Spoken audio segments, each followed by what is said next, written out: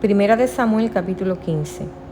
Cierto día Samuel le dijo a Saúl: fue Yahweh quien me dijo que te ungiera como rey de su pueblo, Israel. Ahora escucha este mensaje de Yahweh. Esto es lo que dice Yahweh de los ejércitos celestiales. Él ha declarado: he decidido ajustar cuentas con la nación de Amalek por oponerse a Israel cuando salió de Misraim, de Egipto. Ve ahora y destruye por completo a toda la nación amalecita, hombres, mujeres, niños, recién nacidos, ganados, ovejas, cabras, camellos y burros.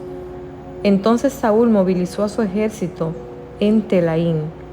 Eran 200,000 soldados de Israel y 10,000 hombres de Judá.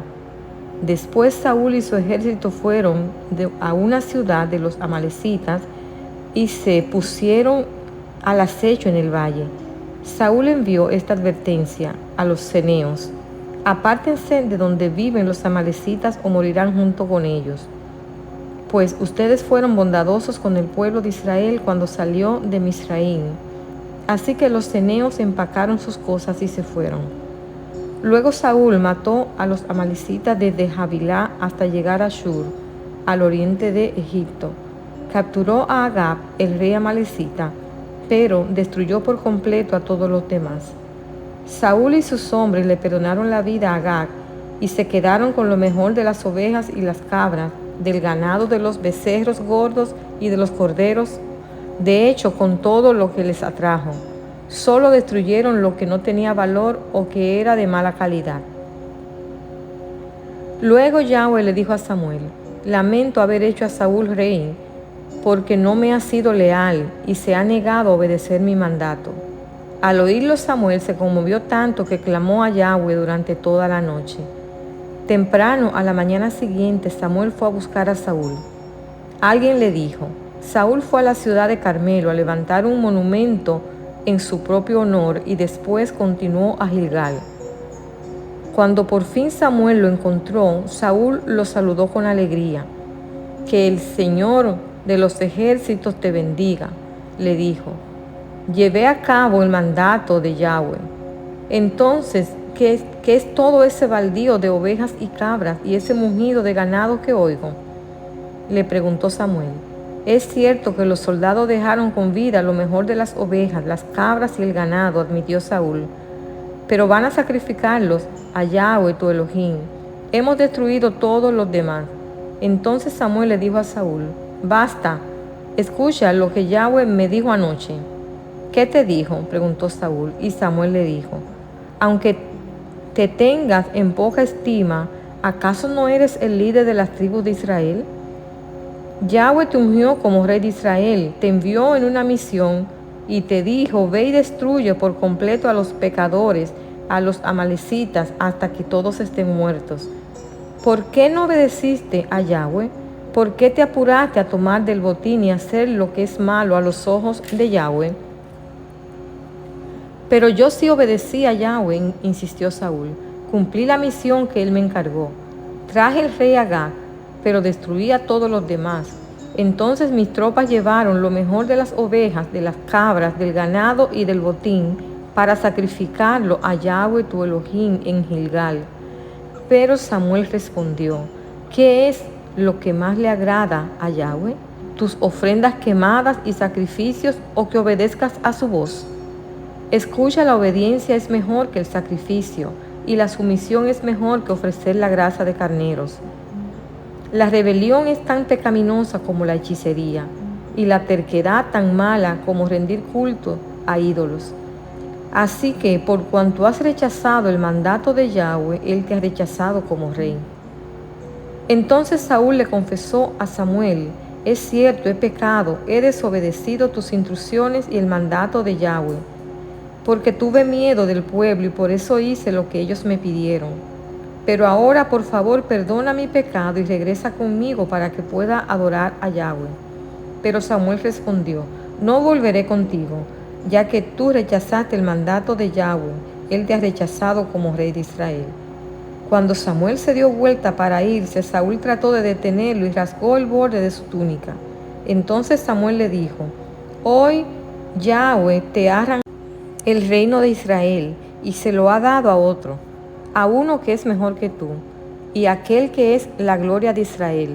No mentiría ni cambiaría de parecer, porque no es humano para que cambie de parecer. Entonces Saúl volvió a implorar: sé que he pecado, pero al menos te ruego que me honres ante los ancianos de mi pueblo y ante Israel, al volver conmigo para que adore a Yahweh tu Elohim. Entonces Samuel por fin accedió y regresó con Saúl, y Saúl adoró a Yahweh. Luego Samuel dijo: tráiganme al rey Agag. Agag, lleno de esperanza porque pensó: seguramente ya pasó lo peor y he sido librado de la muerte. Pero Samuel le dijo: como tu espada ha matado a los hijos de muchas madres, ahora tu madre se quedará sin hijos. Y Samuel cortó a Agag en pedazos delante de Yahweh en Gilgal. Después Samuel fue a su casa en Ramá, y Saúl regresó a su casa en Gibeá de Saúl. Samuel nunca más volvió a ver a Saúl, pero lloraba por él constantemente, y Yahweh se lamentó de haber hecho a Saúl rey de Israel. ¿Por qué ordenó Dios tan tremenda destrucción? Los amalecitas eran una banda de terroristas guerrilleros. Vivían de atacar a otras naciones para apoderarse de sus riquezas y sus familias. Fueron los primeros en atacar a los israelitas cuando estos entraron en la tierra prometida, y siguieron atacando los campos israelitas cada vez que tenían oportunidad.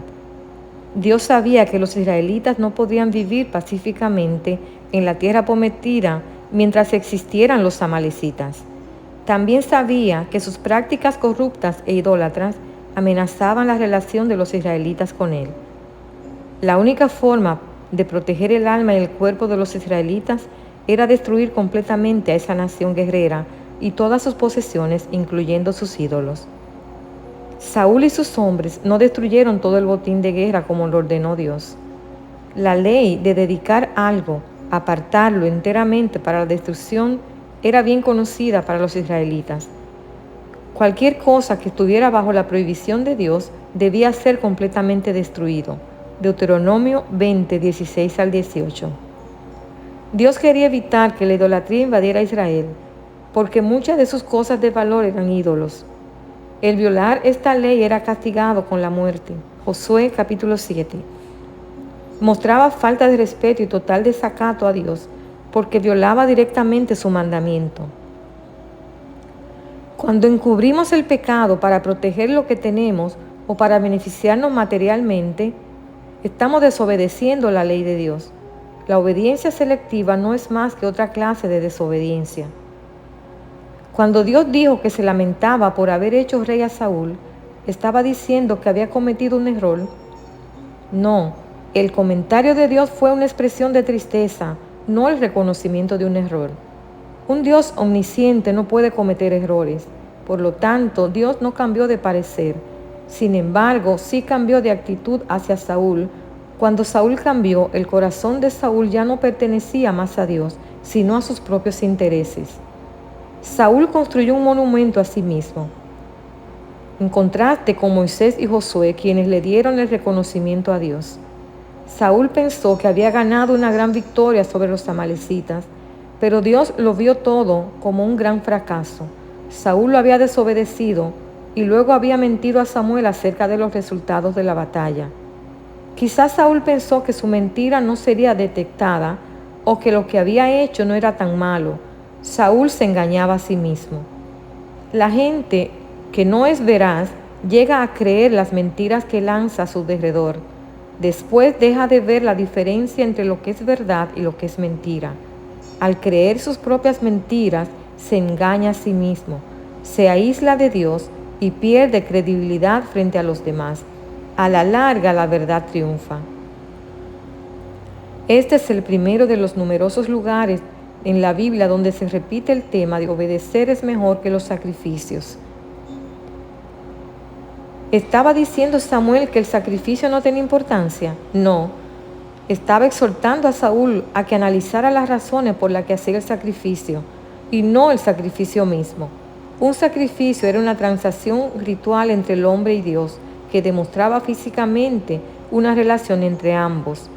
Pero si el corazón de la persona no estaba completamente arrepentido o si no amaba verdaderamente a Dios, el sacrificio era un ritual vacío. Las ceremonias religiosas o los rituales son vacíos a menos que se lleven a cabo con una actitud de amor y obediencia.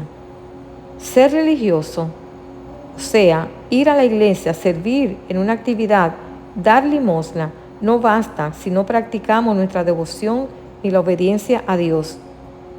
La rebeldía y la obstinación son pecados graves. Son algo más que ser independientes y de carácter fuerte.